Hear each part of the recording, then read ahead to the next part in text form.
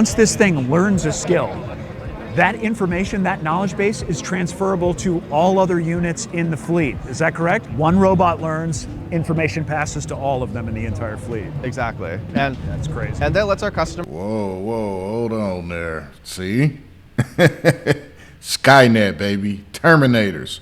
They getting ready. They building the shit now. Like adapt their production line on the fly. So you could have this fleet of robots that has all of the institutional knowledge about how to build everything your factory makes. And if the product changes tomorrow, you can just flash reprogram them, and then you're starting to produce something new. The war against the machines.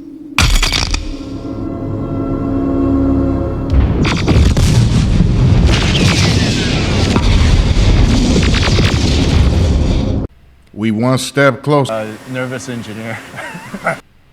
The funny part is most modern jobs are about to be obsolete. They're gonna have these things everywhere. So basically, get ready, man. They're gonna be having these Terminators out here. The next real war will be fought with robots and AI. The Atlas gonna do the job better than the humans. Don't get tired, don't need breaks. Man, look at that, look how it moves. The Atlas as the ultimate tool. We know that it's going to be going into environments arm and spans, alongside rotation people for a long time. And so with Atlas, we just see work changing. And we've designed Atlas to work alongside people and to drop into and out of person-centered environments so that it's a tool.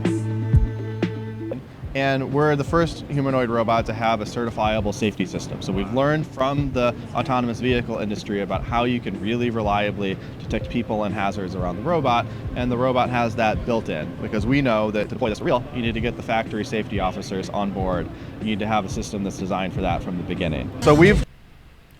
It's safe till it ain't safe, you know. The batteries are removable so that the robot can swap its own batteries. And so if you're running the robot in a lab setting, you can swap the batteries yourself and keep continuous uptime. So Atlas can lift up to 110 pounds instantaneously and closer to 70 kind of continuously. So Atlas can lift these really heavy loads. It can operate for 4 hours on its battery life, swap its own battery so it can work continuously. Whoa, swap his own battery?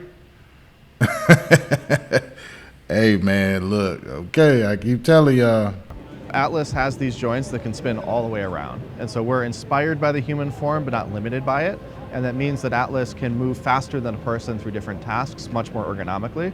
It also helps the robot be a lot more reliable. We don't have any cables flapping around or any cables that are bending. Everything's integrated into these joints that can move in really incredible ways. Another scary part about all this is what happens when you have a sicko genius with all this technology at their hand.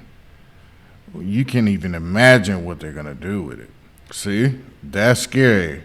Okay, we put it in manual mode. We give it an AR. You know, we give it a rocket launcher.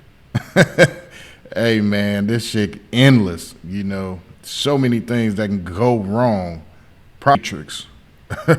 Just think, somebody could be somewhere else, fully suited, controlling the robot, robbing banks.